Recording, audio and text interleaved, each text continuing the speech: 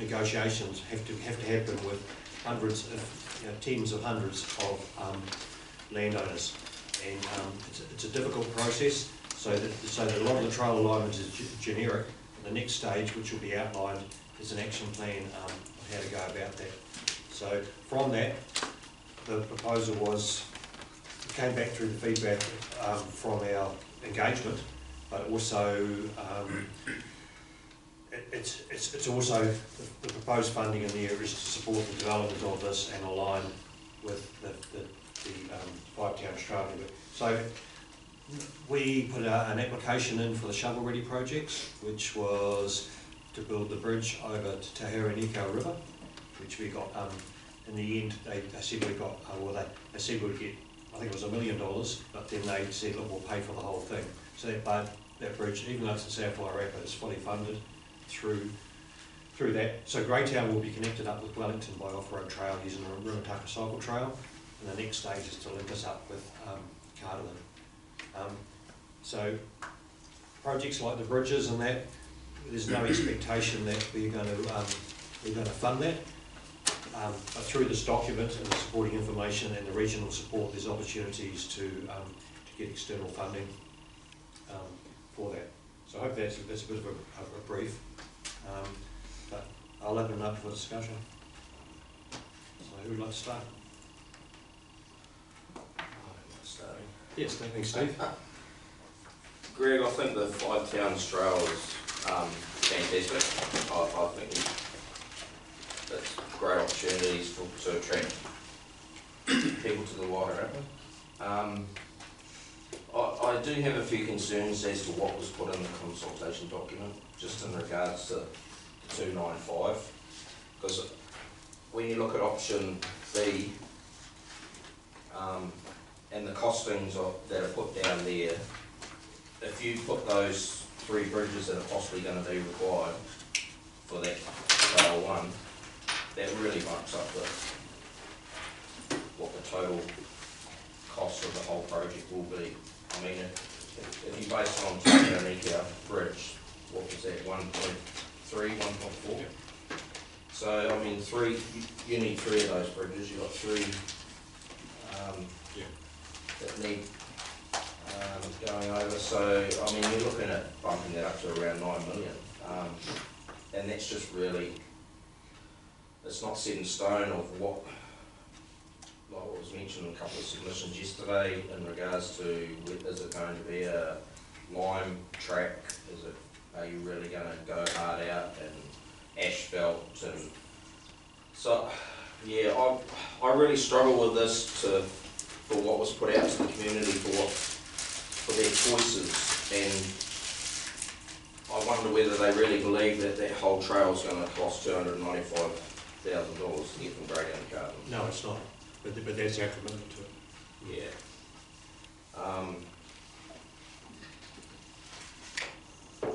I don't know, Roger Bolton made some good points. I can't see the trail at all venturing out on, it can't go anywhere near any of our major roads. So even how it gets across Daleford Road, for example, depending on where it goes through town, obviously, or how it goes out. It just concerns me how well thought out, like I said just now, the trail's hasn't been decided on, but yeah, I have concerns with it. So I know you're only looking at putting in 295, but I see it as being a non-ratepayer funded item. What was it around the table this time? So Brian. Okay, thanks, Greg. Yep, I'm with Steve. In the sense, I think it is great for attracting people to our district, tourists or people. I struggle to see any direct benefit to ratepayers other than the commercial side of it, and also the people that do ride bikes, which is a minority. in our community. I would rather see that project be funded by external funding and not directly from ratepayers paying. And the reason why is basically, I think, the reason I see is I perceive it to be the minority of our ratepayer base getting a benefit, either directly or indirectly. It's me.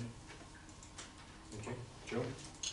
Yep, I'm Steve and Brian, and I do remember last training, we were talking about trails, then it was said to us that ratepayers wouldn't be funding trails. We may of course be funding feasibility studies, which did happen or could have potentially happened for Datings Road. So I agree that it's really not, ratepayers shouldn't be paying for these.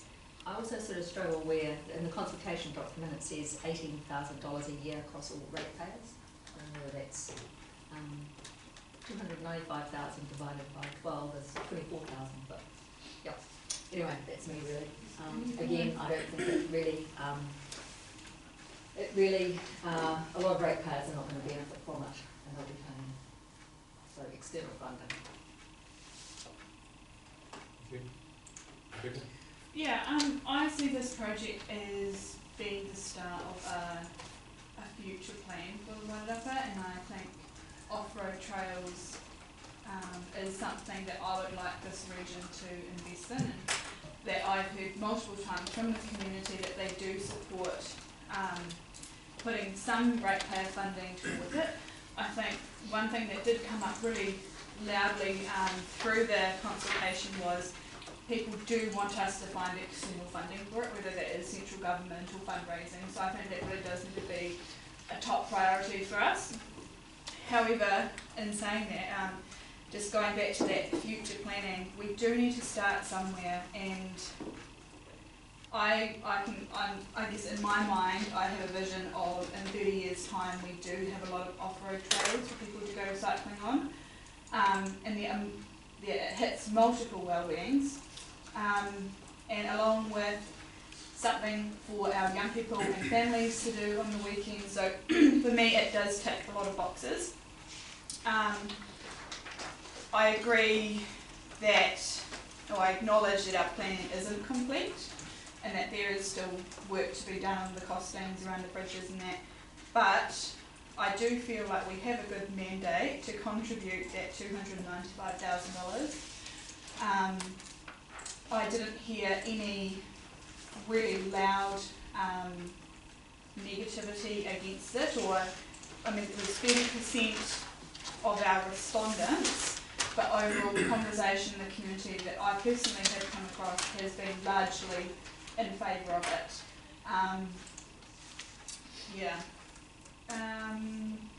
So yeah, I am prepared to contribute the amount that we stated in our consultation document. But yeah, I understand people have differing views around that. That's me. Thank you. Russell? I think that this is something central government should be funding, to be brutally honest. It's another something that they've just kicked off to the regions to say, get you to fund it. It's too hard for us. We don't want to be seen to be big guys having to raise taxes to do it, so we'll make regions pay for it. I don't believe there's enough benefit across the whole rating base of our town to fund it, so I'll be voting against it. Thanks. Yeah,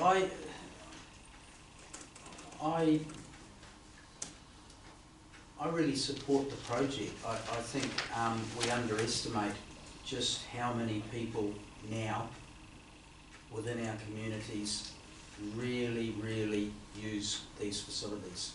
Not just even locally, but you know, Rimataka and Greytown and the other trails that are available. E-bikes are a thing and they're everywhere. People of all ages and shapes and sizes are out constantly exploring new trails. I can see a direct benefit to all the well-beings from a project like this, and I think regardless of where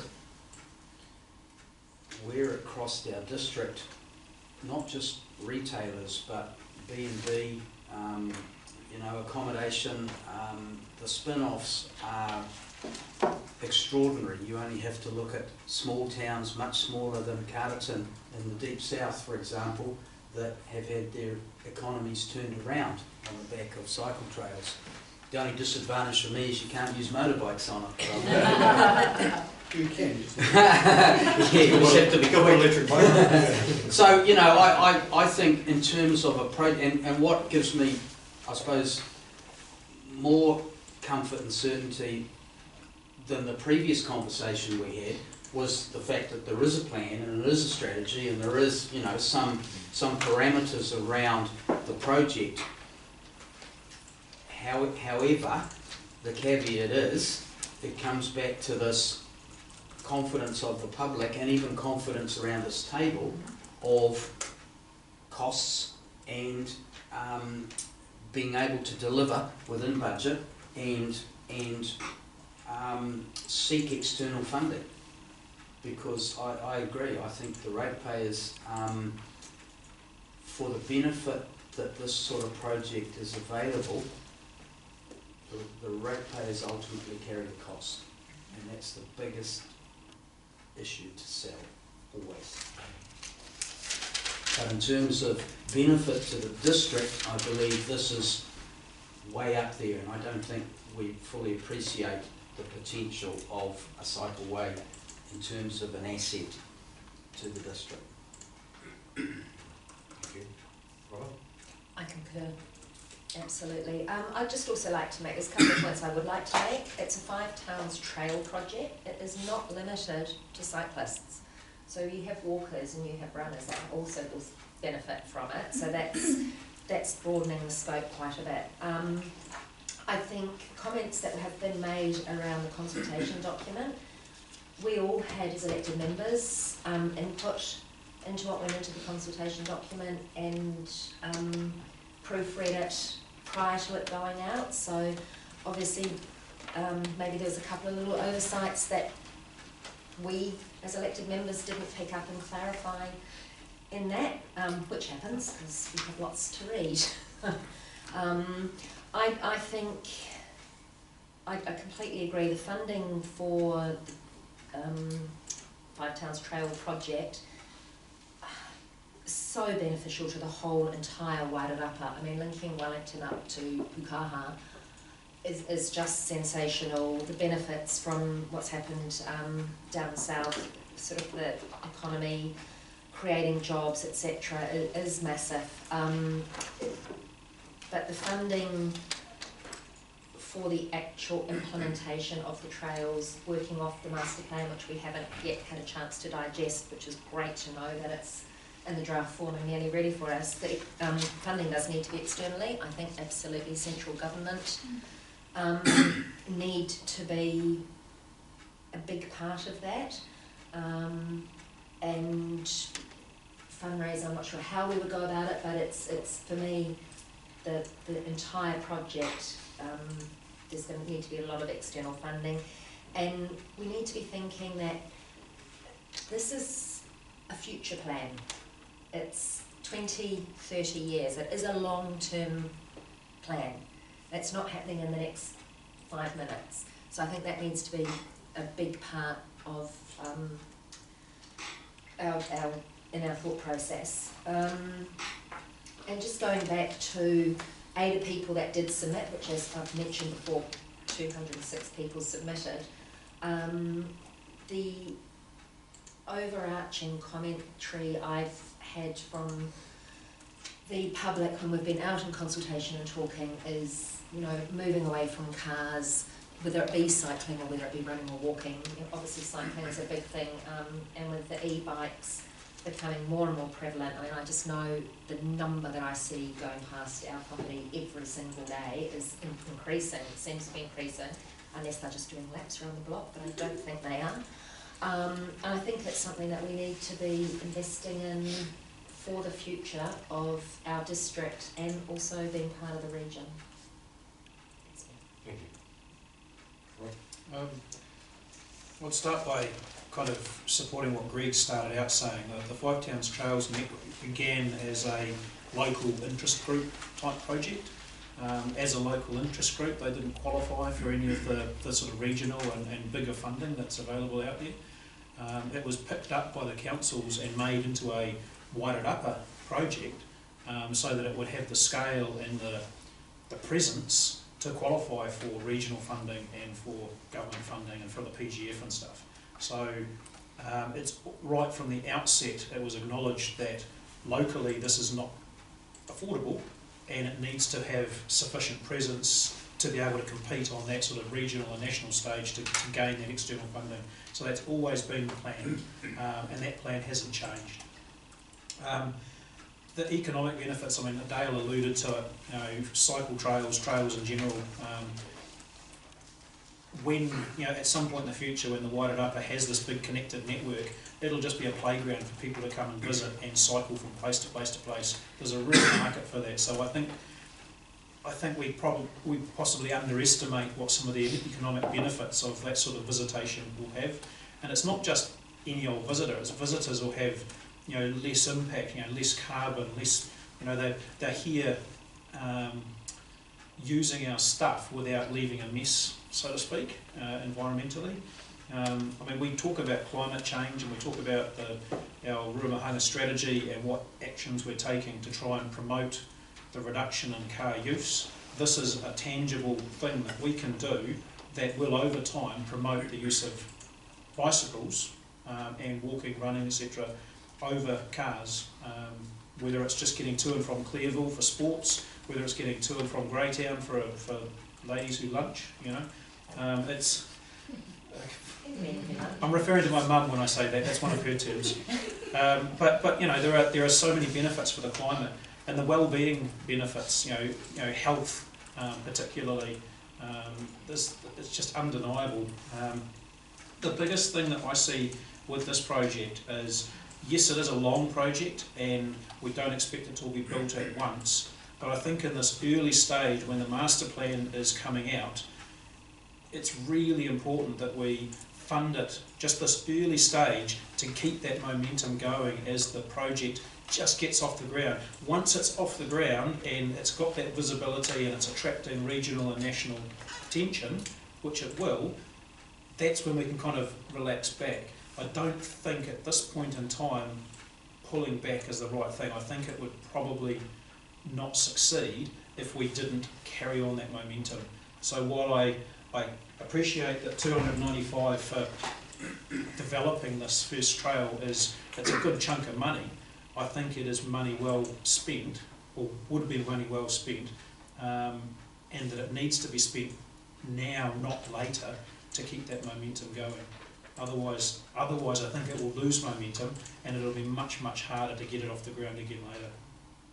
That's my piece. Thank you.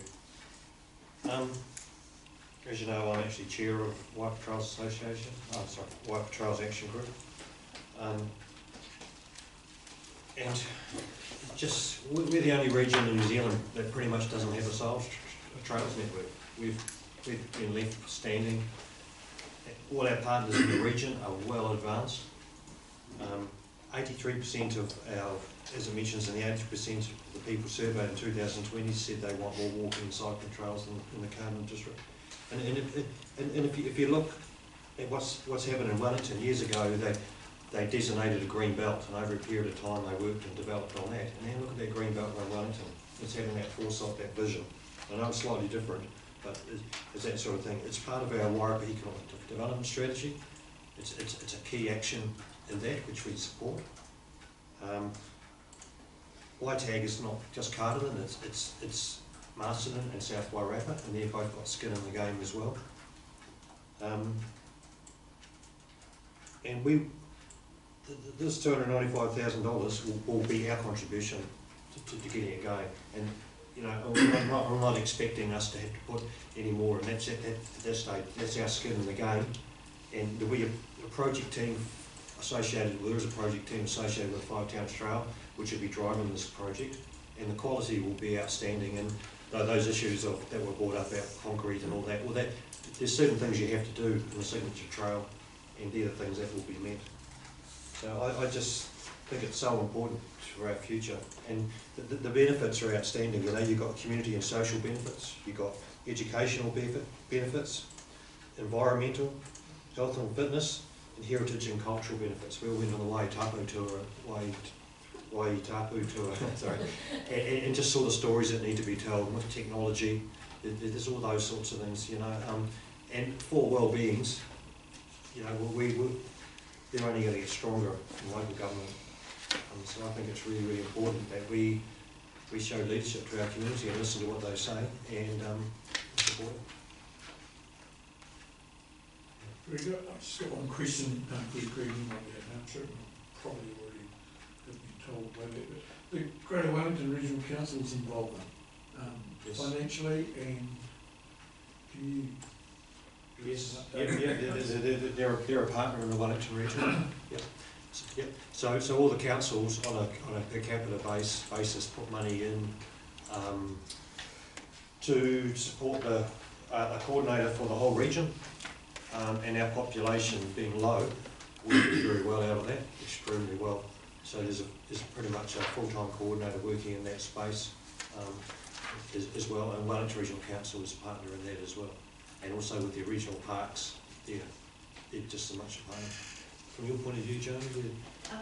Yeah, so I think there is talks in there about the regional council coming over and establishing some regional park-like facilities, whether that's part of a trail network or whether it's another public park. Those discussions are open. I think that they might be doing some consultation through the meetings as well. Yeah, so before we had a coordinator, I was attending meetings in Wellington, but now Erin Collins goes down and represents us. She's the Trails coordinator. So, Rebecca, just one question. I know often a lot of these central government funds, they do require councils to match the funding or show that they've invested in it as well. Is that something we need to be considering as part of this decision as well, or? Yeah, they're not necessarily matching the funding, but having skin in the game. Certainly when we got funding from the feasibility study, the 3 district councils stepped up with X amount, and then Trust House came forward with the following amount. Yeah. So yeah, you've always got to have skin in the game if you're going to get external funding. Certainly the PGF, all the PGF funding required a local share. And if you look at the PGF applications that fell over, one of the main reasons was because there wasn't enough either industry or local government support for that project. Yeah, I know that was one of the key feedbacks, well, one of the feedbacks that came back from our Creative New Zealand funding application we did earlier this year as well. So just to flag it in the future, we're going to need to have conversations, and trail ownership will come forward as the project progresses, and obviously like the Greytown Trails Trust looks after the section in Greytown at the moment. It's like building a swimming pool. Building it's easy.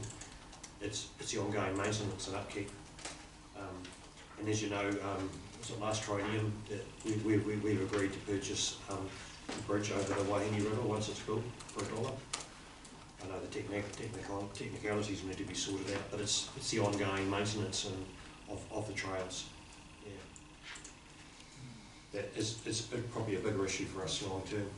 But there's what you see around New Zealand. There's so many different models of track maintenance and ownership, and more often catchment groups and different groups actually take ownership of sections of trails. Yeah. It's quite interesting you mention the Greytown Rail Trail Trust.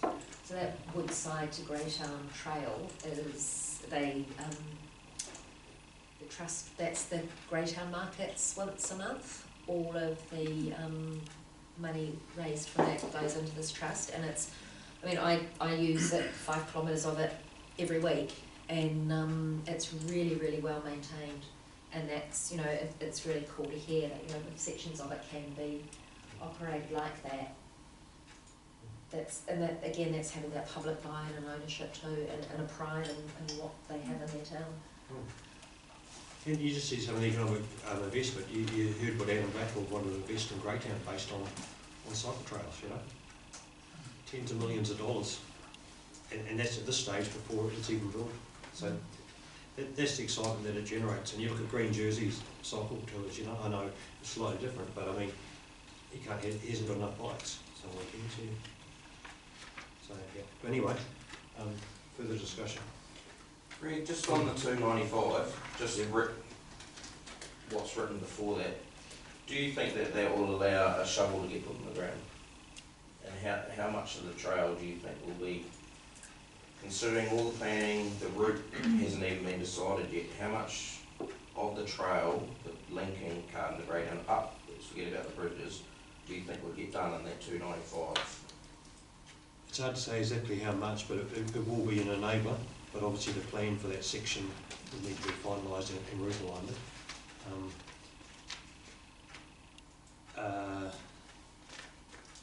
And part of what will be in the Five Towns master plan is that there'll be sections that will be done off-road, and then there'll be sections that are on-road, with the plans of getting those on-road sections off-road later. So it'll be staged, so that will be part of it. So there will be sections, but yeah, I firmly believe that would be an enabler, yeah. So because of the delay with the master plan, it was really hard coming up to our long-term plans to actually physically say exactly what that money was going to go towards as far as physicality, but it's getting it in the long-term plan, so take an action. But I just see that as our commitment to the project. In some ways, the actual physical building of it is probably the easiest part to fund, because it's the most likely bit that people would be willing to donate towards.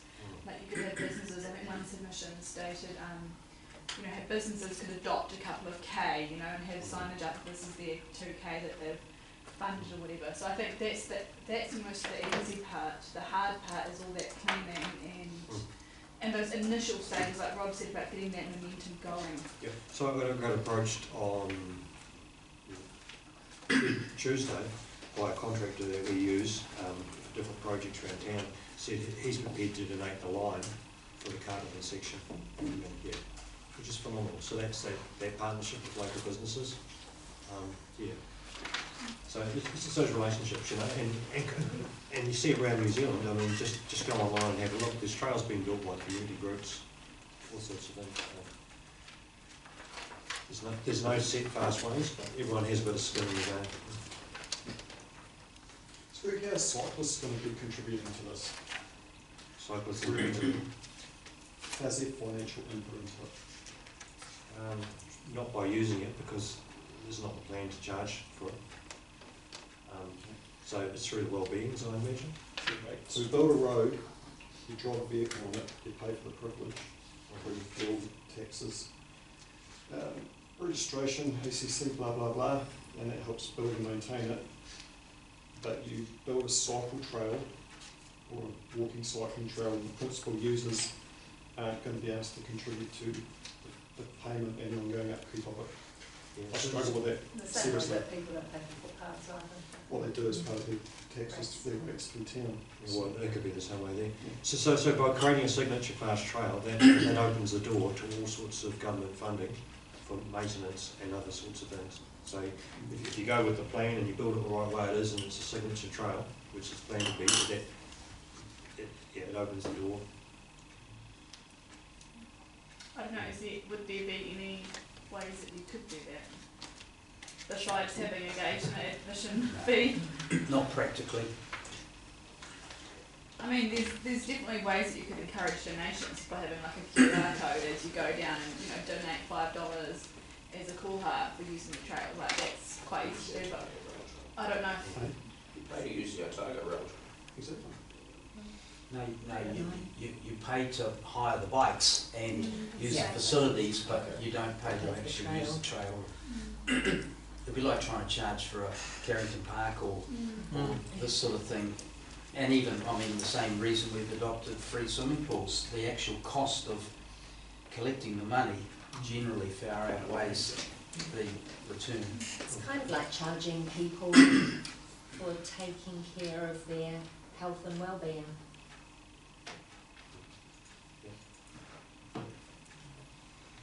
Like You know, Fetcham Reserve, you go walks around there, you go up to Holdsworth and you use all those trails and there's no charge on any of them.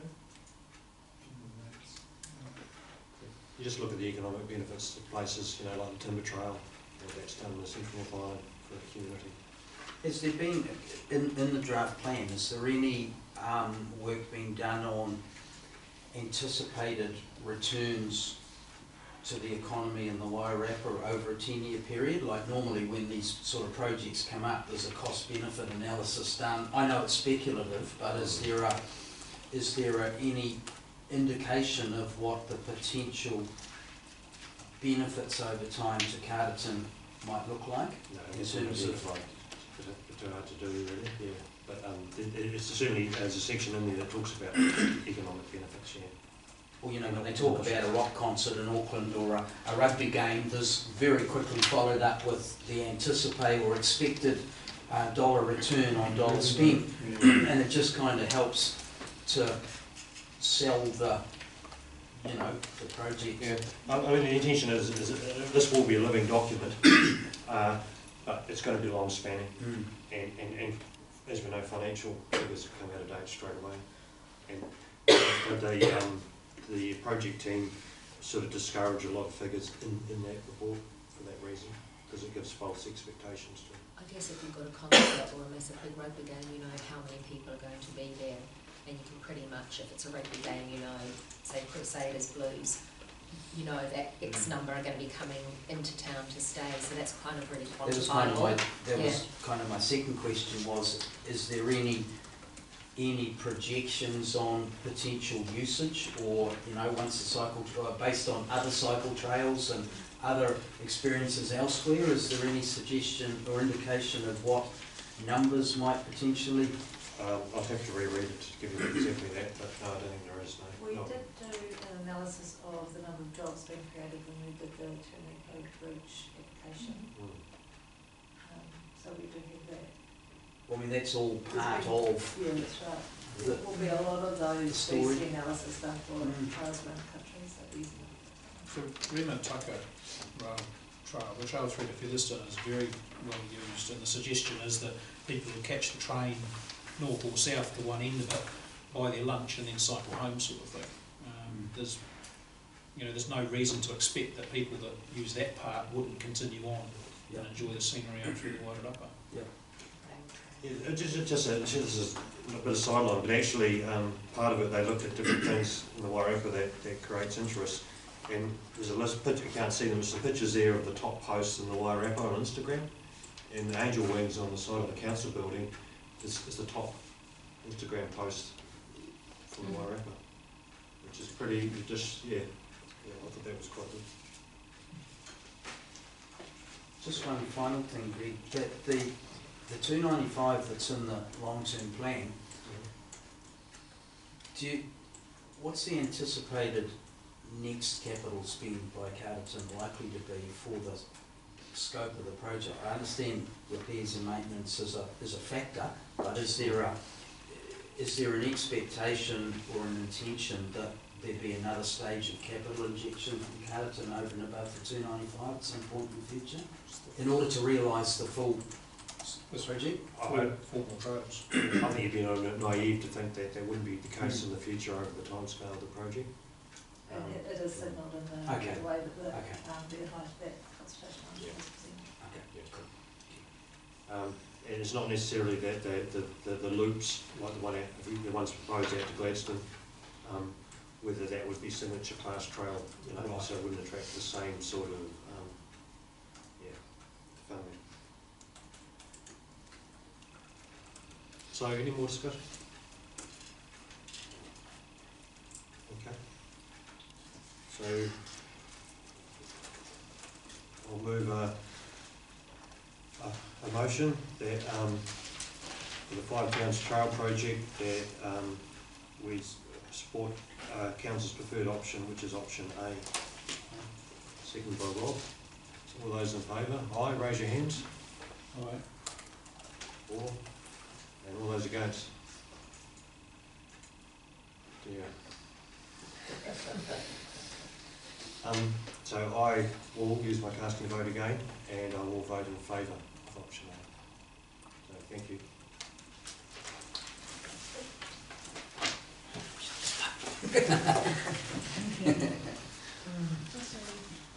But just to let you know, when I do use my casting vote, I do use it seriously. Like I had an option before to use my casting vote previously with the event centre, and I just feel with these two instances today that I've used my casting vote, I think it, yeah, I really value those decisions, so I've used it in that favour. Yeah. Okay, so thank you. So now we'll have other items in the long-term plan. So I'll just start from the starting point that it's, use that phrase, business as usual. So we won't be altering the long-term plan, and as through these discussions we identify any of these issues that we want to identify. We get to identify that we need to change things. Okay, so I've got a list in here, and Carrie's also got the list in here, that, so we'll take notes as we go through. So some of these will be decisions that you'll talk about the item and either say no change, you might want some change to the long-term plan, or you might identify some of these as a future activity or something to do with your action list. Or there could be something that you want more information on before you make a decision on what you want to do. So my list is a little bit different in terms of order to that stuff here. So the first one is the long-term vision in the community plan. So there's one submitter said you need to review the long-term vision. It's a bit of motherhood and apply and put it right in the district. So the question is, do you want to change it? So you might want to have your community plan under you to some of that. It was from Sarah, right? Sarah Webster. Did you mention that? Yeah, I think so. I haven't taken an over. No, neither did I. It's going to be It was mentioned yesterday at the hearing. So your vision is a welcoming and vibrant community where all enjoy their life. So just I'll start on that. So during the long-term planning process, we reviewed that, and we went ahead with as it is presented there. So there's an opportunity to revisit that now, or do we revisit next time we do our long-term plan? Next time. Yeah, I'm comfortable that we went through the process, we arrived at this, and I think it's fit for purpose. Okay. Yep. And like I said yesterday, there's a difference between branding for our town and our long-term vision to the district as a council, providing infrastructure and everything else. Okay. We'll get everyone's comment. And we're going to talk about branding as another item on the end, yeah. Yes, so Brian, your comment? Yeah, and I'm quite happy with that. John? Happy? Yeah, Russell? Yep. Yep, so that's all of us. Yep, we're all- And it's the easy one, though, Yeah. right now, that's it. Is that why you put it up first? Okay, so that you're challenged on some of your COVID assumptions. So there's a list of assumptions in the document associated with the financial strategy. And there is some COVID assumptions in there. So somebody, I think it was, challenged your assumptions. Assumption 9, economic shocks. What page? Page 99 in the document pack.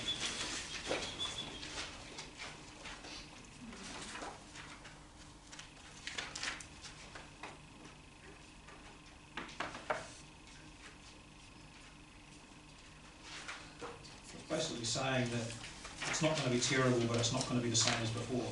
We're kind of shooting down the middle, which seems reasonable. So we haven't, as officers, we haven't come across any information that would lead us to advising you to change that assumption. The recent figures for Easter weekend spend just came out, and the Wairarapa was, I think, top of the country, the region, compared to Easter 2019, not last year because we were in lockdown. So, yeah. So that's visitor spend. Just remembering that the visitor accommodation and retail is a smaller part of the Carterton economy than say South River, but it would have an impact.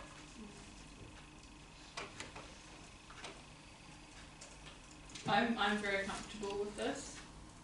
I think it's realistic, like we're taking it into account, but we're not pulling everything right back. We've also got the previous year as well to look at. You know, those numbers on the first two columns of all of our spreadsheets are all skewed because we were over pessimistic last year. So I think shooting down the middle's kind of the logical place to be. Sure. Yeah. Right. Yeah. Steve? Yeah. Russell? Robin? I am comfortable. Okay, but I'm just going to look at the next two and come back to those. So the next one, so we're sort of trying to stay highish level. Rates are too high, you need to be prudent. Prudent is the comment. Let's go through a number of submissions.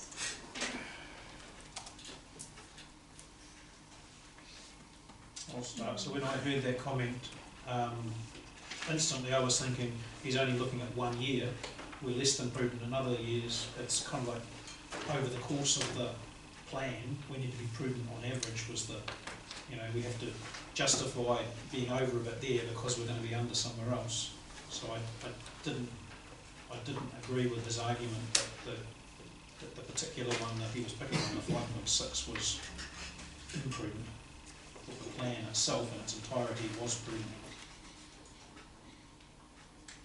And the rates are too high, goes with that.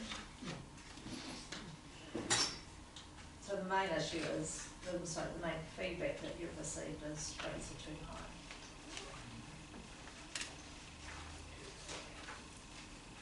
I mean, everyone's going to have different opinions about what is prudent and what rates are too high.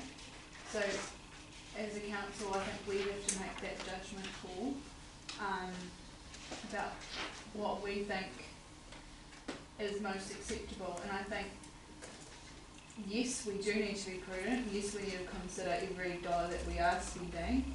But I feel like we have had those really serious conversations.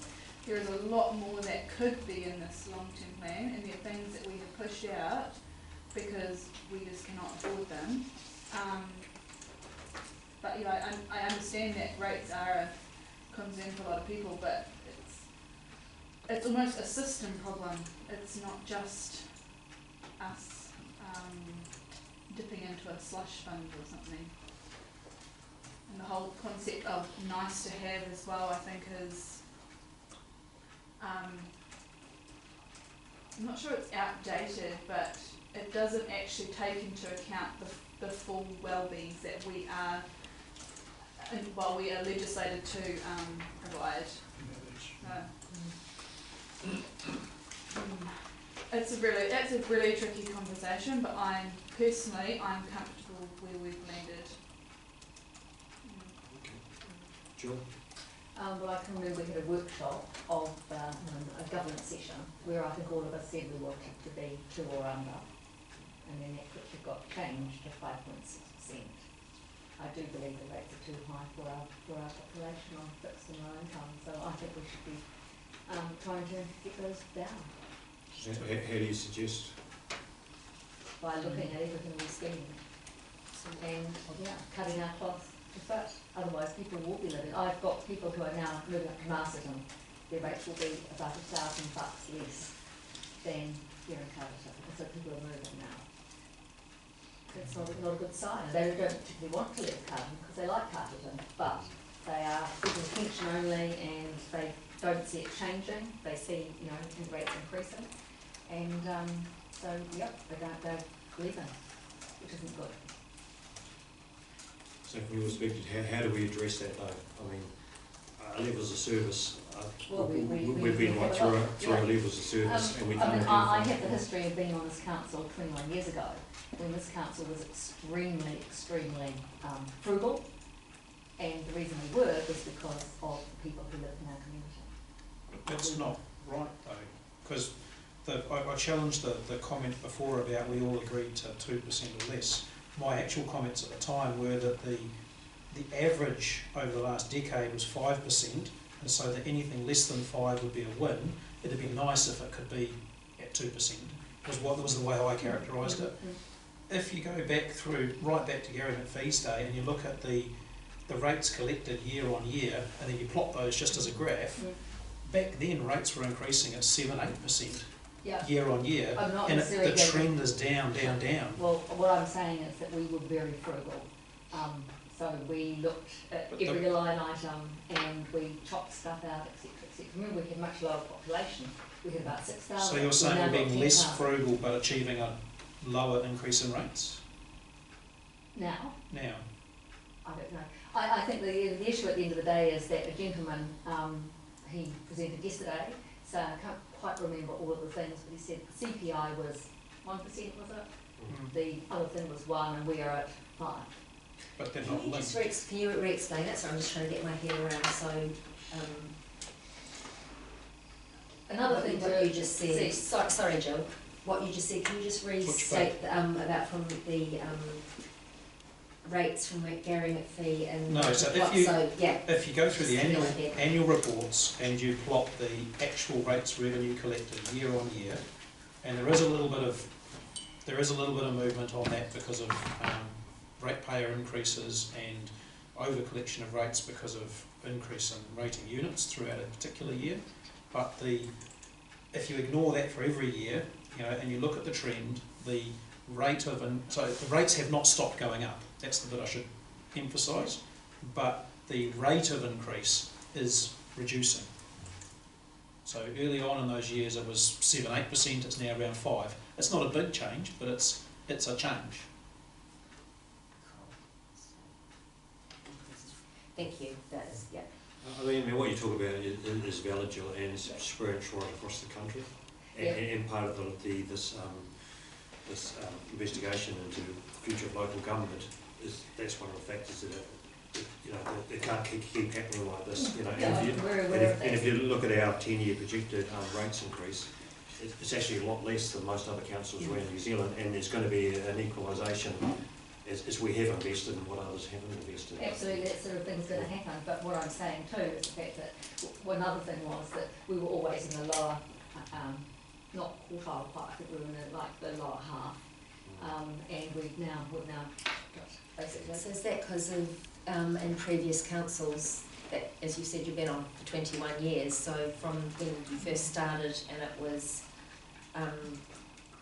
Sorry, I can't remember the increase, I'm getting too many percentages, but it was very frugal. But then since, over these 21 years, there's been some significant infrastructure investment Absolutely. As well. So it's,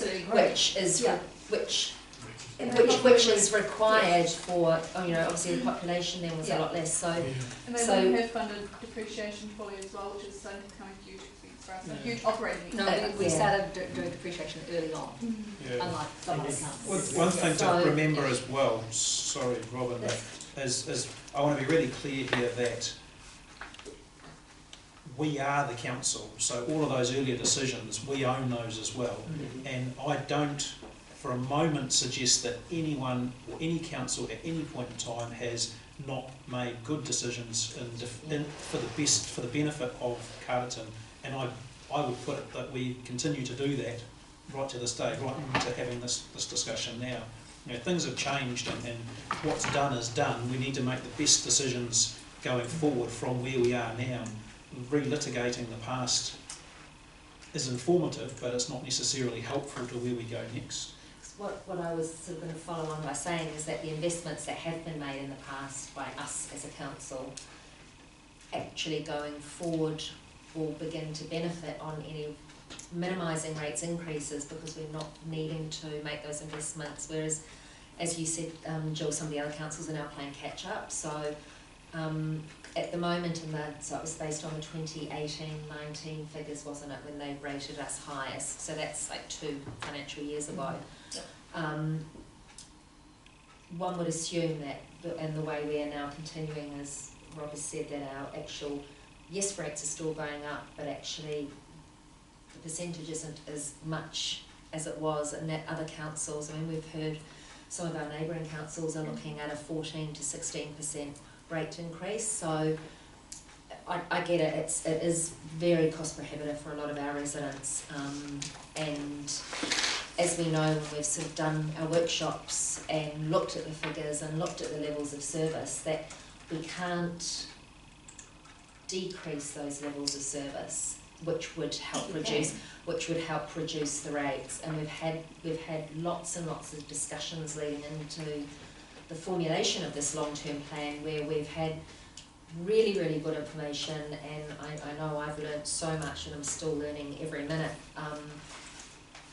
We can't change what has been passed and where we're at now, but I think comparison against other councils, and I think we potentially are not going to be in that top spot of the highest rates in the country. I think because other councils are now having to do this investment that we as Carterton District Council have done over the last number of years. So I think that's something, and it is, I mean, the rates are really expensive, and you know, I have an elderly father who's on a pension as well, so it's, you know, it's very high in my mind, but I think we need to remember what we are delivering as a council for the whole region. Can I just make just one comment that none of you referred to Carterton having the highest rates? Remember, you're relying, I think, on the Taxpayers Union statement. So they take residential rates, and just remember the way that you rate for services, you've got a very strong user pays approach. So your water services that only the residential ratepayers receive are paying 95% of those services, and you've also got a UAGC that actually does skew things a little bit around the residential rates. So just be a bit cautious around how you take that the Taxpayers Union statements, because it's not necessarily across all ratepayers, and we don't know because they don't release or do the analysis on the rural ratepayers. They did this year. Yeah. Sorry, And yeah, I mean, it's very crude the way that Taxpayers Union now does that analysis.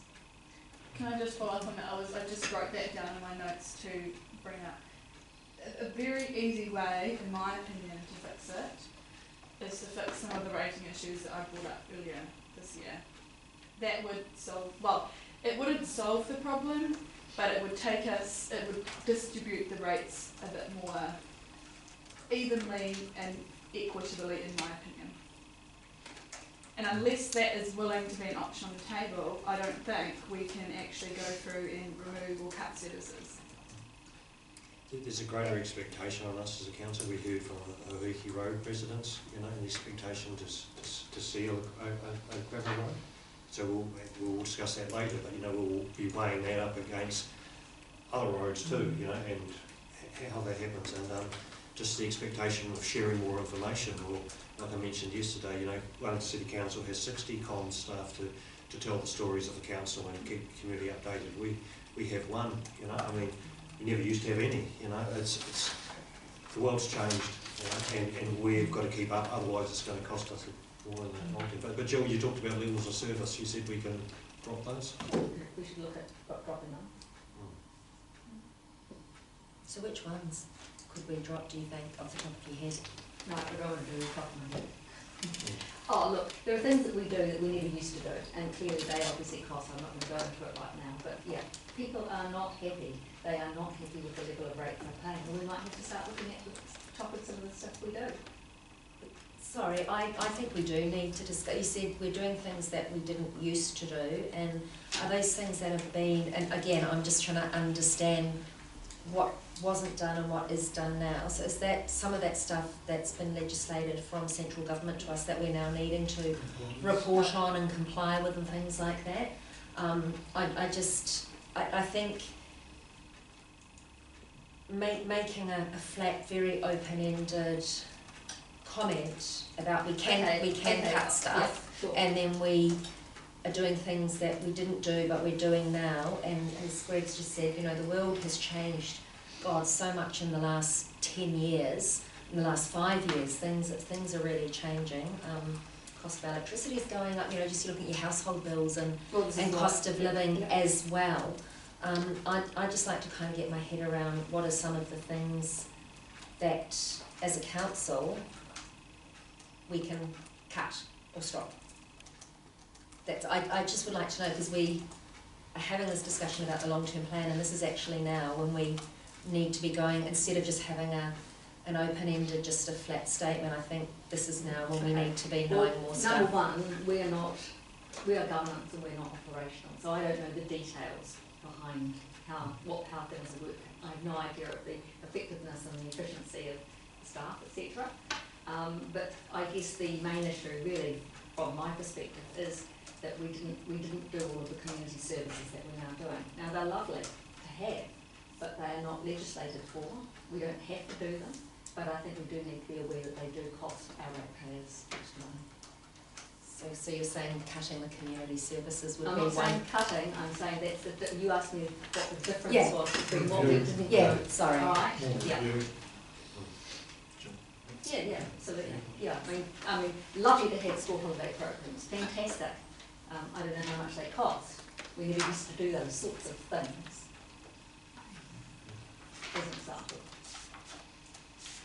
Cool. Is it helpful to let you know, I'm not sure how much it's cost us recently, but around $2,000, I think, is about the cost of the holiday program. That was something that was reviewed last year. Every holiday program, so six grand. But I guess we've certainly increased the amount of staff, and staff, obviously, as you all know, in every business, it's staff that costs more, so. Not always possible, just to be clear. So a number of the staff that we have now that we didn't have, say, 4 or 5 years ago, have replaced contractors.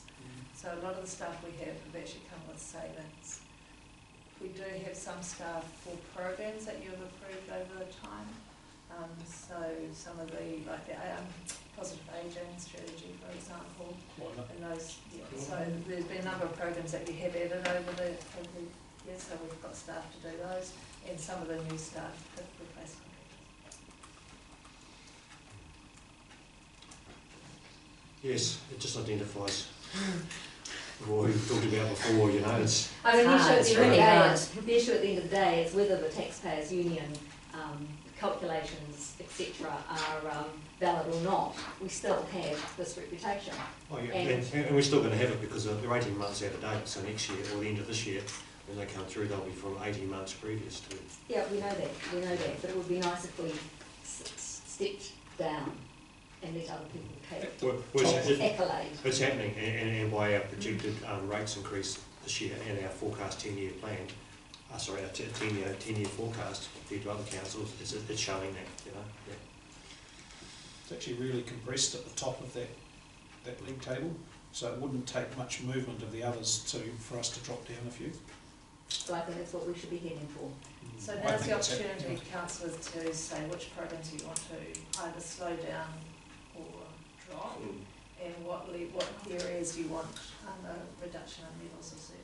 Should we keep We it go around the Yeah. table and then maybe go back into that kind of stuff. Yeah, that's good, yeah. Okay. Okay, there we go. So we'll zigzag across the table, go to I Russell. mean, Yeah. this was a reference to high rates. Yeah. Yeah. This is a problem. Yeah. Is it a problem? Is it not a problem? Yeah. I believe it is a problem. Okay, thank you, Jill. And thanks for spearheading that conversation, that's great. Russell? Yeah, I think no matter whether we're top, bottom, middle, we're still going to have people in the town that can struggle to pay their rates because they are just what they are. And we are at the level we're at now because we've done a lot of things in the past. We are going to slow down, but we're still going to be, the rates are going to be what they are. They're always going to increase by about 2% a year just because of the fact that it costs a little bit more every year to do stuff. There's a few levers we could pull around our water. I think that it might be overall cheaper for some people, but it might, our rates, base rates would be cheaper.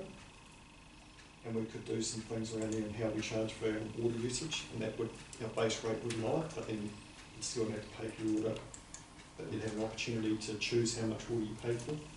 Sorry to interrupt, yeah, we did discuss that, and just because of the potential Three Waters reforms, we thought we'd wait to see what. Yeah, but I'm just saying, you know, we asked Jill some questions about where there's some levers we might be able to pull to change the rates, and that's one lever that I've pulled up over the last couple of years that we could change. Yeah, I mean, it's extremely hard to try and do anything to make your rates lower, to make your rates equal to what they were last year.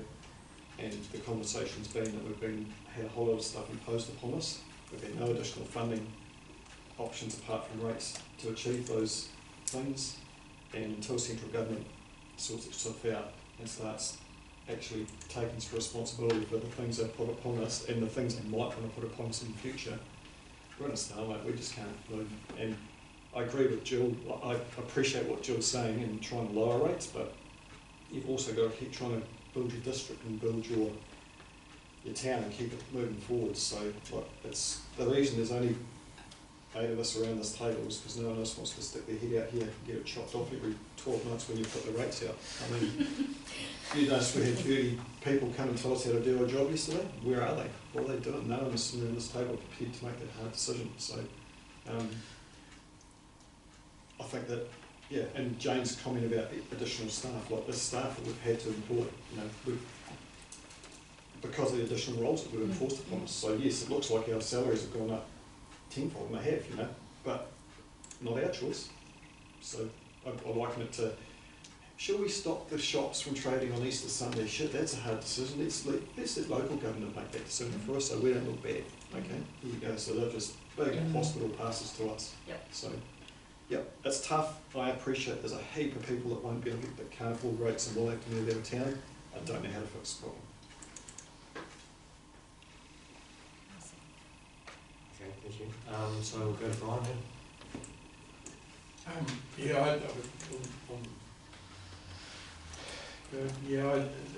It's been the theme of the whole consultation project basically.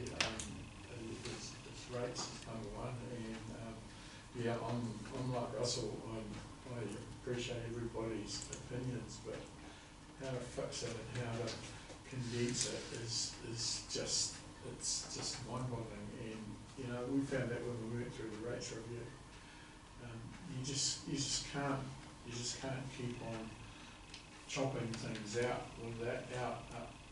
without non-compliance issues or suffering, one part of the public suffering, basically one part of the ratepayer base suffering somehow. So yeah, I think really we have got a pretty even and fair rating system the way it is. The only other thing I can see that and I don't really want to go there, is start doing more targeted rates of targets and you know, work that one. I mean, imagine if we had a metal road that needed to be tar sealed and we decided to target rate those residents up there, would there be an outcry? But yeah, as you say, like down in the West Coast, they have 130 odd target rates for one district council. Hell of an administration problem. We need more staff, so yeah. That answers. A targeted rate for staff. Yeah. The answer ain't easy. Plus that one thing to what I said before, we always get stuck on percentages. Lose the percentages, talk dollars. Talk about the actual dollars that percentage represents when you think about it, because you might say it's 9% or 5% or whatever, sometimes that's $70. I mean, you just got to take that percentage out, put a dollar figure in, and it can sometimes change your perspective into thinking of things. Sorry, Bob. Good. Thank you. Good comments, Brian. Yeah. Roberts, do you want to add anything to what you said before? No, I mean, we really, I mean, I would love to be able to reduce the rates, but as Russell said, and Brian, you said, we're stuck between a rock and a hard place. I think all we can do is minimise sort of our rates increase and continue to look long term. And yeah, I agree, dollars, not percentages. I think percentages really alter stuff. Yeah, I've got no idea what the answer is, and yes, for everybody that tells us we're not doing a good job and we don't know what we're talking about, I think they can't make those comments until they've sat in these chairs and looked at what we've been looking at over the last however long it is. It's not easy. Steve?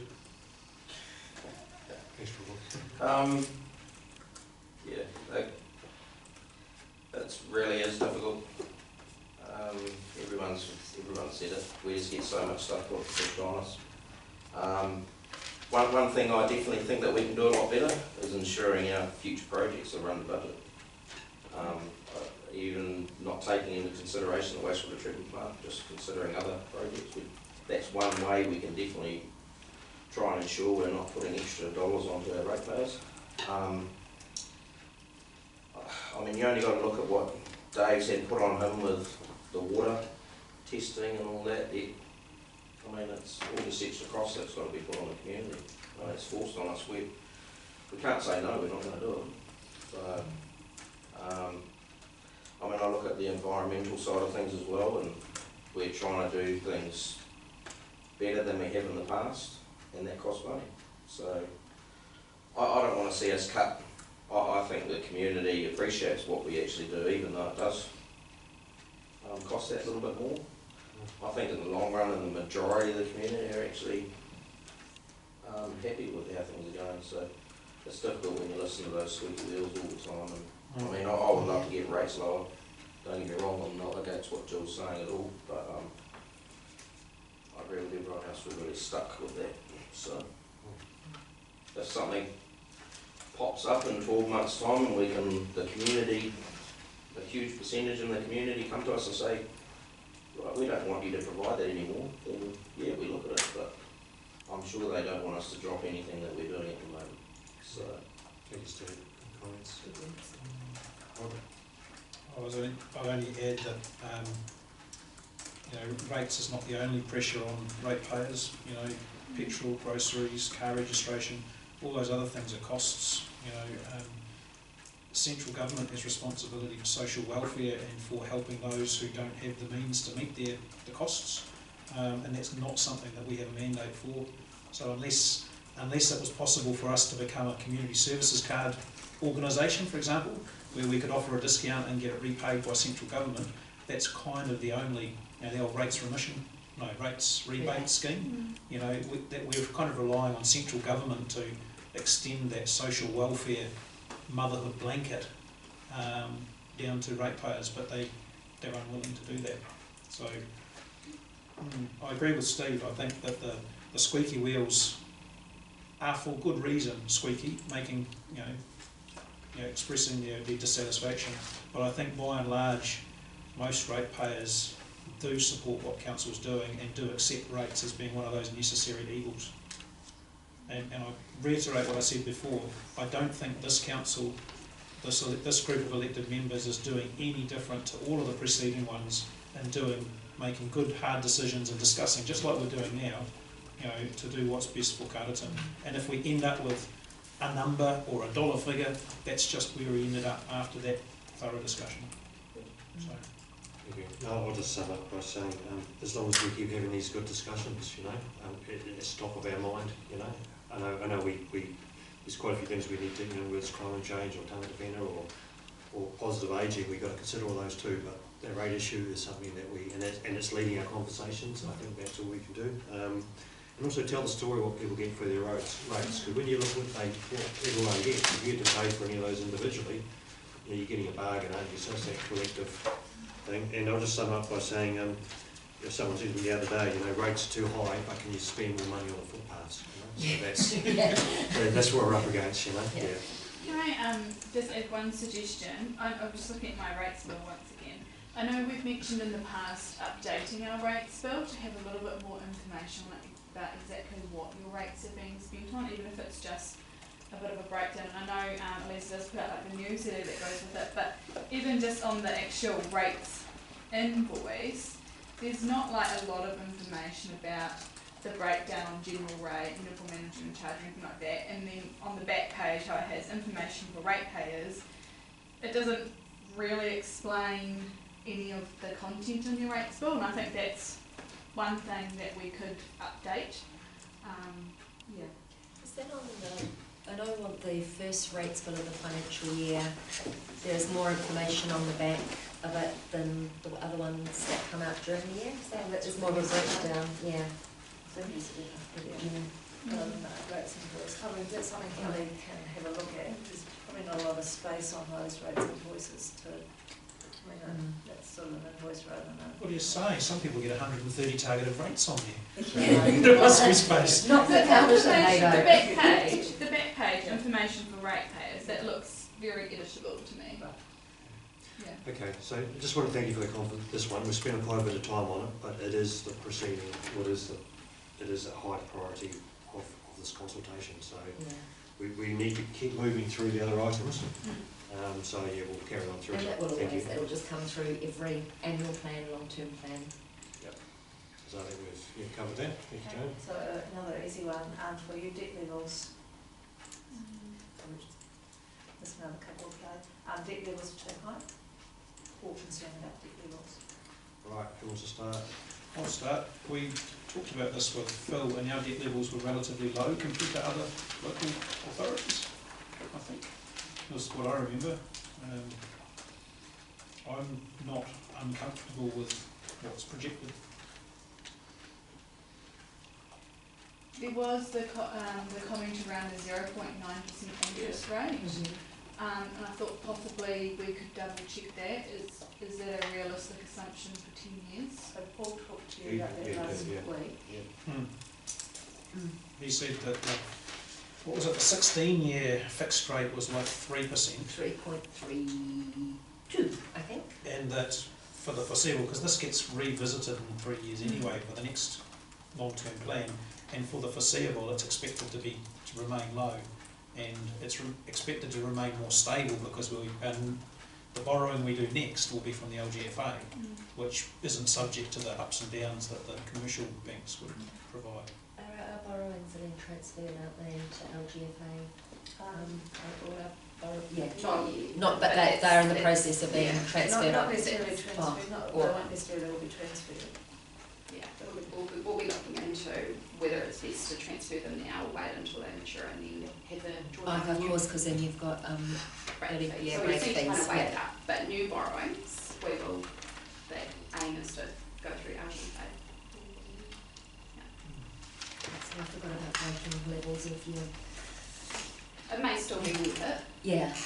so we're going to have some conversations with the youth and LGFA. Okay, next. Just thinking about that local government fund, what, with our debt levels at the level they are at the moment, what is the approximate figure that we would have saved by being in the local government fund over the last 12 months? Is it like 20,000 or? I remember, like, We off did the that. top of my head, like 90k a year or something. Yeah, we So it's provide all not that a- information when you resolve to join that LGFA. But the other thing is Kelly's just said, if we move loans that are locked in for a fixed period, the actual break fee might be more than the cost savings of, or the other way around. The rule of I 1984. was just curious as to like the difference between the 0.9 and the 0.66, is it? Or the 0.75? What's the LGF fund figure? Whether you're, 0.66. whether you're a guarantor. A guarantor. It was 1% different, maybe, or 0.5%. Yeah. So yeah, it's not huge, but. No, you're not a guarantor. My only concern is do you pie in the sky or look into your crystal ball and think, hell, the country's going to turn to wreck and ruin in 5 years' time?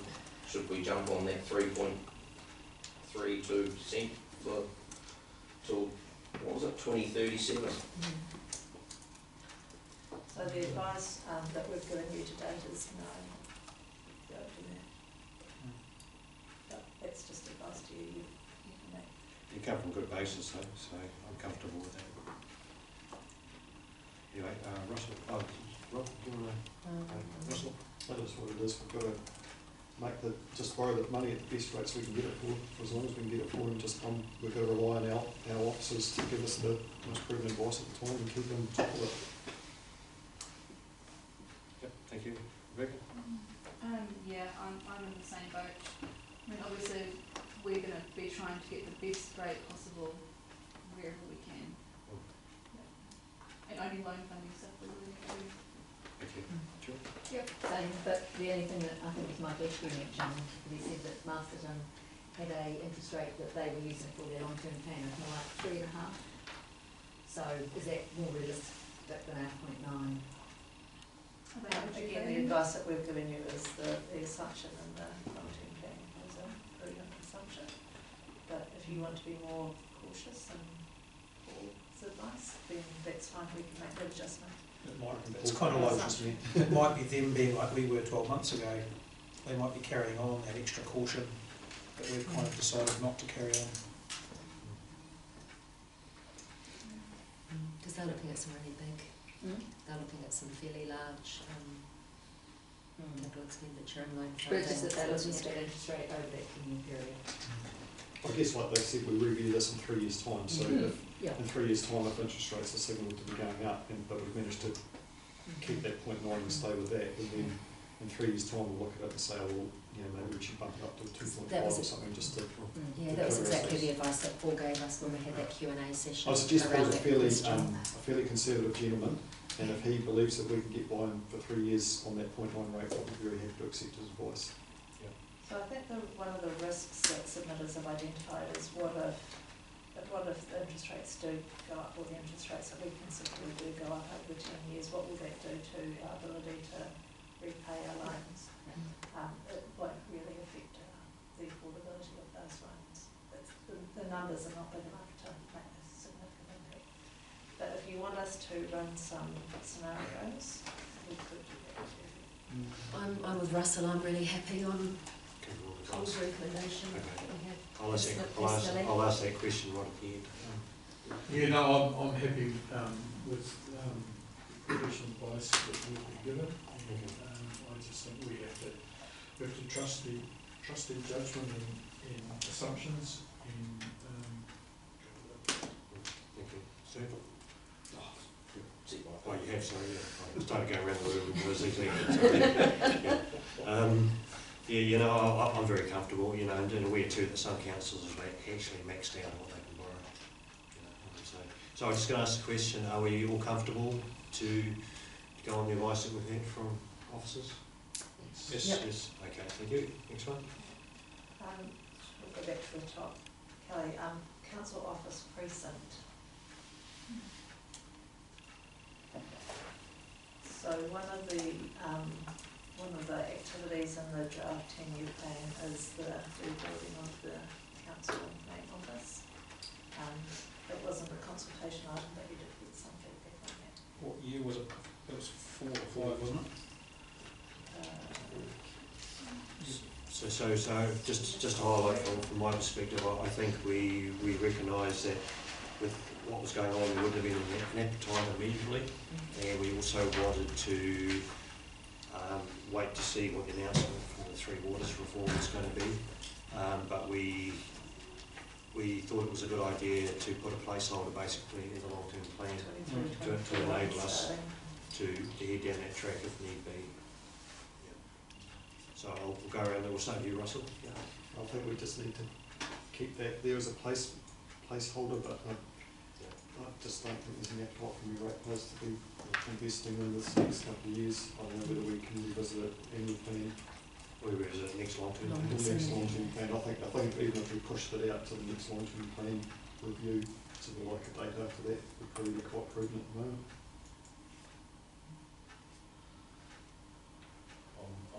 Oh, sorry. Yeah, sorry. Yeah, no, you go. I thought you were asking to. Yeah, sorry. What's the opposite Yeah, sex? yeah, you just We're speak up, bouncing. yeah, speak up, yeah. I'm in agreement with Russell, if we can push it out to that next long-term plan, which is 224, that would be preferable to me as well. Yeah, 23, 24 is when we got the first, when we started. So there you go. That's $1 million in 23, 24, and then 2.4 in 24, 25, and then 1 million in 25, 26. Can we push that first one out a year? 24, 25? So that one, yeah, starting in 24, 25. Hmm. Yeah, but do you want to make that decision now, or do you want to make that decision later? Fine. We'll go around the room and get everyone's comment first, yeah. Yeah, so, Steve, do you want anything else? No, thank you. Brian? Yeah, I think I'm with Steve, agreed. I think we need to push it out to the gap till it's not there at the moment to be spending money on new offices, etc. I think that if we poke it out to that at least the next LTP, it's got to be good. And if we have to spend money on R&M, like replacing roofing, etc., well, we've got to do it. And it's just a matter of maintenance, and it has to be done. So that would be my opinion. Okay, thank you. Sure. Yep, push it out, and I think really until we know what the future global government is, then we can't really make any decisions. Rebecca? Yeah, so the 1 million in 2023, what's that specifically going towards? It's probably the detailed design and getting things sorted. Okay. I mean, my preference would be that we leave it as is. What are we going to gain by pushing it out a couple of years? All we're going to do is, potentially increase the cost, delay the paying. I can't see any other benefits for us delaying it. What was I going to say now? Oh, police station. Is that included in these figures? What is our timeline on that? Because I know that does affect the decision somewhat. Yeah. So yes, that is included in the figures, and it's a bundle. So it's not redeveloping the office is likely to include facilitating the police rebuild. And is that going? I'm actually not sure how much this is public at the moment. We'll discuss in the public forum, but I'm aware this is being recorded. But are we going to, if any contracts, are we going to be bound by a time? There is an expectation that there will be a time in there, but that hasn't been negotiated yet. And I think as long as there is at least an indication and it's not too far in the future, I don't think that delaying it 1 year over what we've got in the LTP would necessarily be a problem. But obviously there's a need for the rebuild. And also the date that we set, the 23-24, did reflect the state of the current administration building and the costs of patching it. Yeah. Well, on that clarification, I prefer just to leave it as it is because I don't see any real benefit by pushing it out a year. Thank you.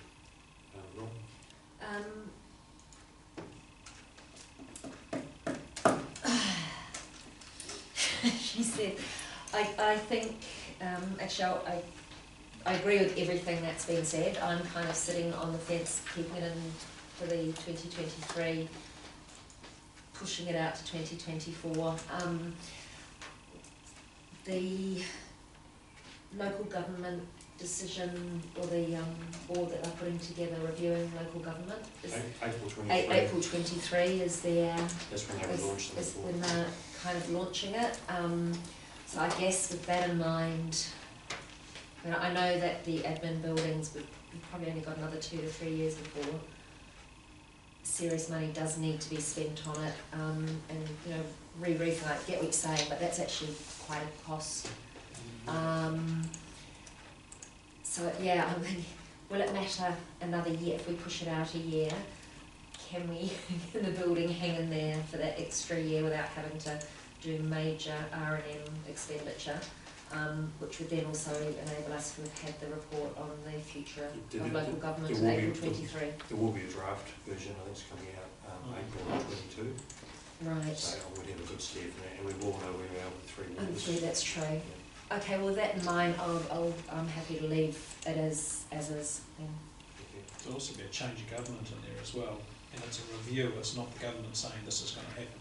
So they can then take it, just like they have with the health and RMA, they can take that report and then implement it how they choose. It's a 30-year timeline on that too. Well, the focus of that review is what's central government, what's local government going to look like in 30 years, and then a path to get there. So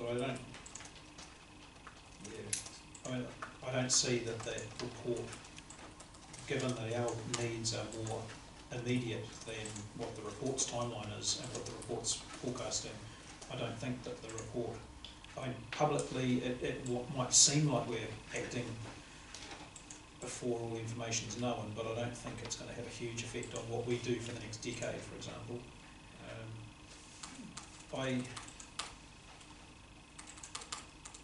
I'd be in favour of kind of leaving it where it is, but I'm not against letting it drift right by a year. It needs to it needs to happen sort of in that sort of time frame. Plus or minus 12 months is not going to make a huge difference to me. But I'm pleased it's there. I think it's going to creep up on us. So, Greg, sorry, can I just ask one more question? Just in the comments by officers, it's mentioned about that there's a number of other councils around the country who have built council offices that include a number of other agencies and police. Yes. Can you provide us with a couple of examples, just so I can look into it? I just want to see how. I'll get that to you. Thank you. Okay, so for most people, I'm comfortable to where it is, and I'm totally convinced that local government's going to look different. And just the work that I'm doing in the town centre, there's going to be investors, developers queuing up to want local government as a tenant, lead tenant in a building. And over the next triennium, we will get approached with opportunities to basically be a tenant in a building, just like Greater Wellington has in Masterton now. So we've got to have that in mind as well. I know we discussed that originally when we looked at different options, and that was an option. But just make you aware that there, and there's significant players in New Zealand and Wairarapa, those investors, developers. So there could be that opportunity as well. But I'm comfortable to keep it where it is. So the question is, are we comfortable to keep it where it is in the long-term plan now? Remember, you've got 2 annual plans to go through before you get there as well. We had initial discussions, we agreed that it was a placeholder and that was the place to put it, and that's where it came. So we're just checking in that we were comfortable with that. So is this going as a formal vote? Or just Well, if you want to change it, then yes, there'll be a decision. yeah. So we just put our hands up if we're in favour of keeping it where it is? Going on democratic. It's only a placeholder, it's a placeholder, isn't it? Yeah. Okay, so we'll keep it where it is then? Be comfortable? Okay, we'll keep it where it is then, thank you. And we're not going to be making that decision in a vacuum as well. We're going to be really in tune with what's happening around us and all the options available, as well as doing it in a very cost-effective way. So, it's a responsible discussion and a responsible decision. Okay, next one. Okay, next question, nice, straightforward, simple. Historical Society. So Historical Society Historical Society has asked, and or a number of people on behalf of the Historical Society have asked council to fund the Historical Society. Can I just give you an update or a brief there?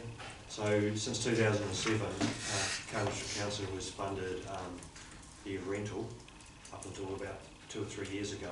So we funded equivalent to $42,000 for their rental, for their premises, and when we stopped providing that, the building they were in just became free, so they didn't have that. So I've been having discussions with the Carterton Historical Society about the future and the model that they have, and that principally involves putting a lot of their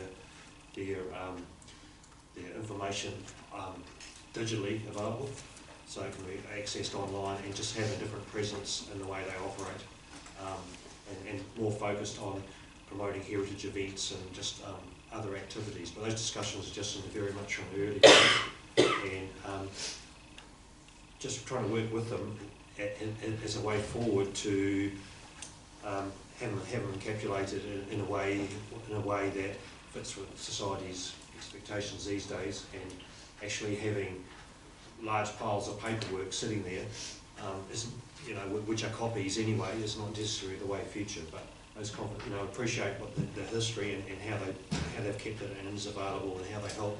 So it's just working on a new model. So I think we need to put focus into that, and as those discussions go forward, support them on their path to telling our history through modern means.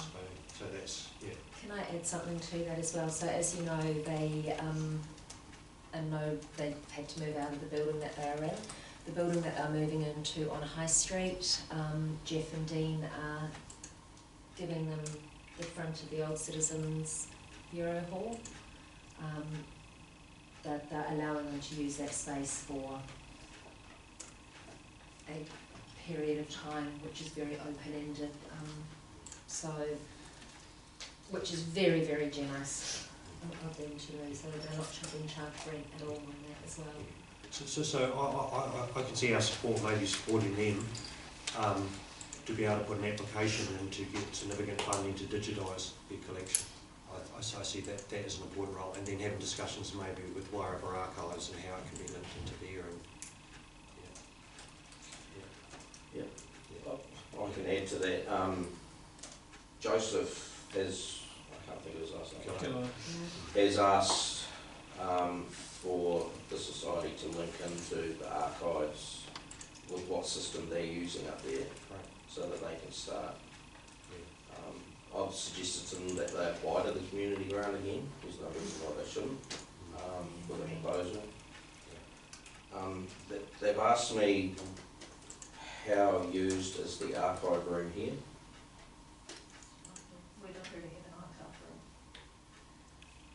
So is there not an archive room in the event centre anymore? There's a room that is a storage room for some records, but I wouldn't call it an archive room. Just they do have original records there that apparently the Wairarapa Archive don't want, and they want to get that into proper storage. And they've asked me to ask the question about the archive room here, whether they've got the original Dairy Factory folders, and the original Clearville school rolls, which are on a tissue type paper, and they with a whole lot of other stuff which isn't good enough. They really need to be. So the room it's all properly air conditioned or whatever, so it's a proper, you know, it's designed for storing records. So they wanted to go somewhere else, but if nobody else wants it. So could some of their original stuff get put into the archive room here, into the room here, which is... How much is it? I don't think it's a huge amount, it's just the original stuff they really want to...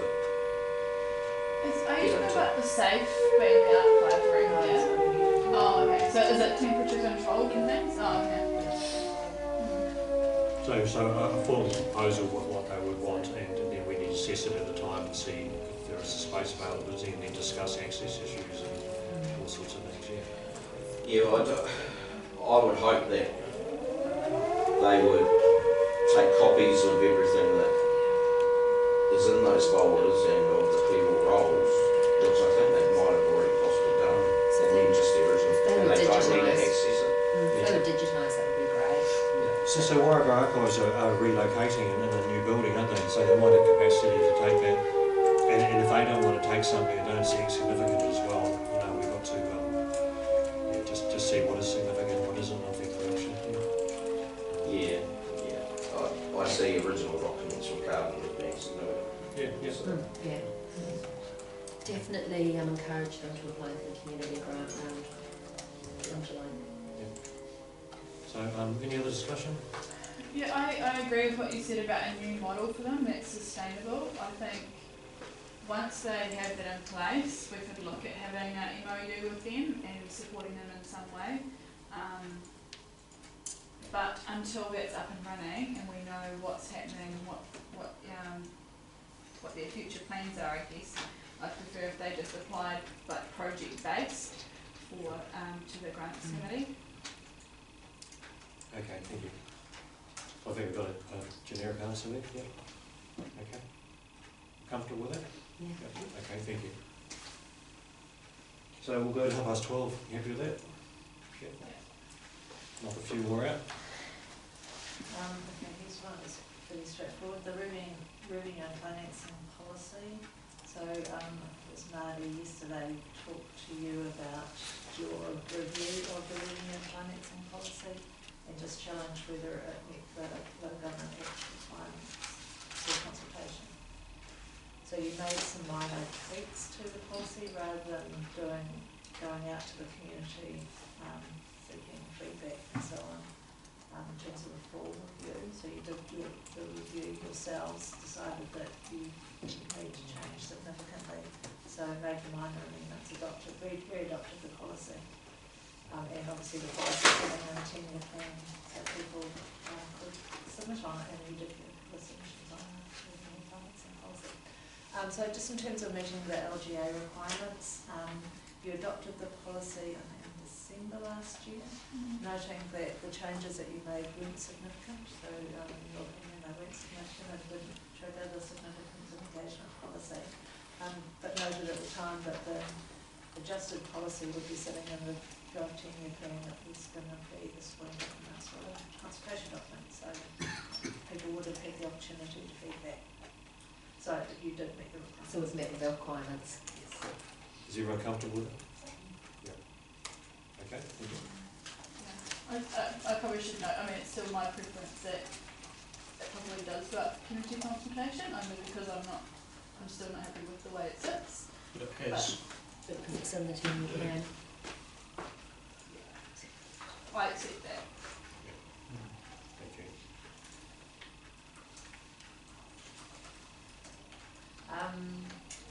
What's the next one? Kelly? Water race rates increase.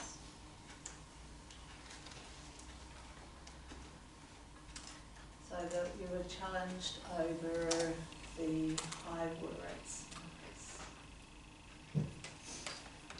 We were also challenged on the public good component of the water race costs. Yes. If you're at farmers, Marty, was it Marty did the, yeah, it was Marty was the magnitude of, and Fed Farmers were saying that they wanted us to include more public good. Well, I don't know about more, because she didn't realise that we had 10% already. So my opinion, that is public good already that we're doing. And it's the same as Same the other proportion, public good for exactly. water. we're also challenged that a member of the water race committee wasn't aware. Which, I mean, all the other public good things, that marginal bit, 5 to 10%, that's consistent with our decisions around other similar issues. So I'm comfortable with the level of it. Didn't we increase it from 5 to 10? Not that one. There was a different one. Yeah, I can't It was remember. water or sewer or waste or something. There was one of them, yes.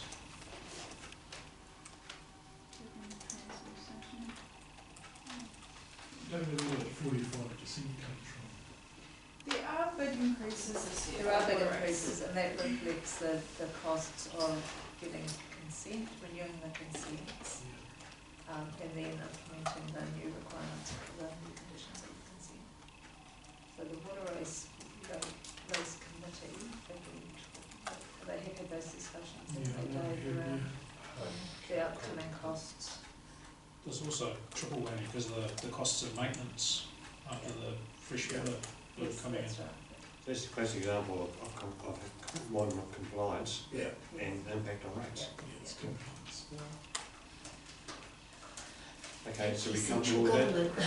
Could I just ask, under those figures and the consenting cost, how, what's the overall cost, and is that then loan funded?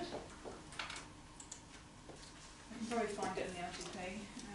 So what's going funded? Well, Have you? Well, getting the consent in that whole process, is that loan funded or not? I don't think we wouldn't categorise that, I don't think, because it doesn't relate to new infrastructure, it's operations. So we're not looking to upgrade the infrastructure associated with the water races. We'll check that with Jeff, but I'd be surprised because it is related to operation and how we are going to be forced to operate. Because that would explain some of the high costs then if it Yeah. is Yeah. fully operationally funded. I don't think there's any capex this either. I'll have a look. What's it under? Water supply? Don't think Oh, that's not gonna tell me there's no anything. capex increase in water infrastructure. Improvements to Mm. rural water supply, I've got 20 grand of capital expenditure What for page? next year. Page. This is on the old one, which is my 85, it's not 85 on the new one. Might be It's a under flume water gauge or supply, something, but capital. it's not a big. Expenditure.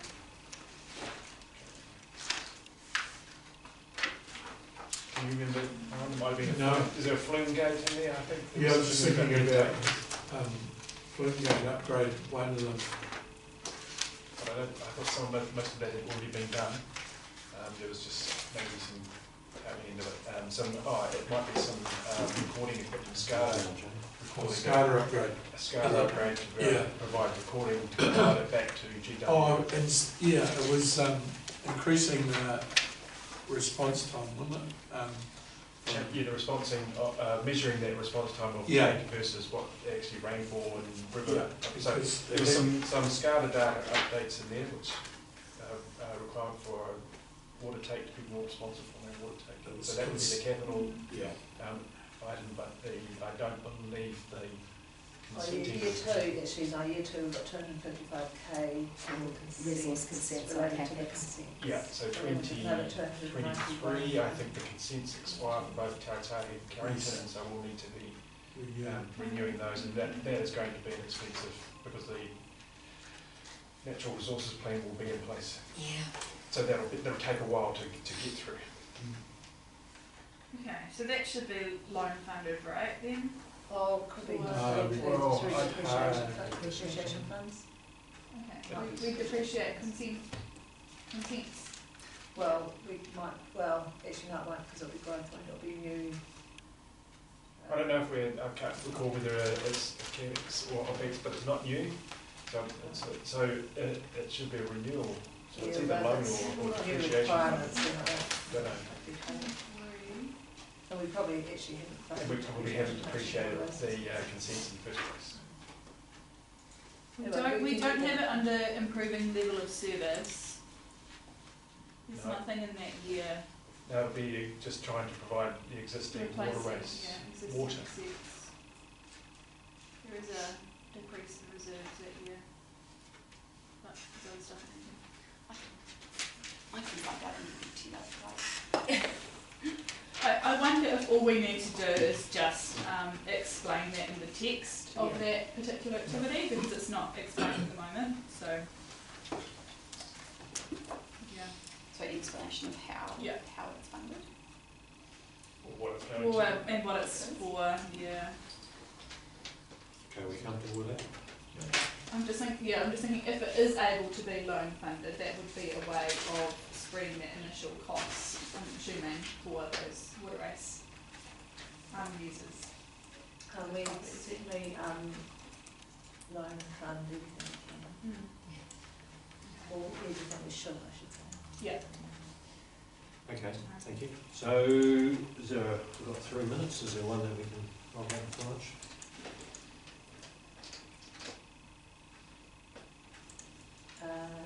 We should retire for lunch now. We're Let's on crack here. out one more. Okay, then do, Enviro schools funding. So the request, is the Enviro schools submission was to, I think that was funding, the funding pool in general, of which Enviro Schools was, that we spoke about, if we have an appetite to, yeah, Enviro schools wanted the increase new program of it. yeah, but I think the thing we, 153. I think we said, David said that if we were in discussion on did we want to increase the funding pool, but that was outside of the grants or something. Yeah. You're basically saying that the demand on the individual that we already contribute to is such that they can't meet their demand, and they can do more if we would fund them. 153.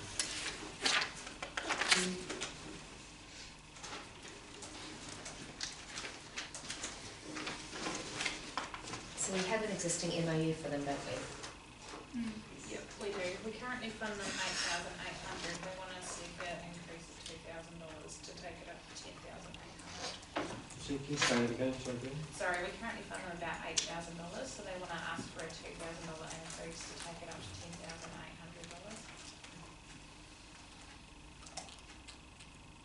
Okay, so what's everyone's thoughts? Annually, yeah. So they request that from the 3 councils, and they've done the split across the 3 councils. So obviously Marston will pay their percentage, South pays theirs, yeah. So what, yeah, this is just our percentage. Two grand's our percentage. 2,000 more, yeah. So can we agree to it, providing the other 2 councils meet their percentage? Well, Or the should we funds just go pay- directly back into our district, so I Yeah. don't think it's Oh, okay. necessarily dependent on Okay. other councils. I mean, So- they do a fantastic job. Yeah. They do awesome stuff. Yeah, we've had a lot of submissions on environment and climate change, and they're our future leaders. Just an uncontested grant, really. So anyone against increasing that level? Like Oswald's box. I think it ticks a lot of boxes. Yeah. All good? Okay, all good. Thank you. Do we need to resolve that? Or is it marked as an operational in the main? No, we'll need a little bit more money, and there's a few more to come, so, yeah, we'll just highlight Okay. these and we'll just recommend what we can. Just didn't want us to miss making a decision. So we'll do it by the end of the... Yeah, we'll just pull out the stuff that you've agreed Okay, with changes. great, thank you. Okay, lunchtime. Thank you. Adjourn the meeting for lunch. How long? If we want, or do you want longer? No. Half an hour, so Half an hour? Cool. Thank you.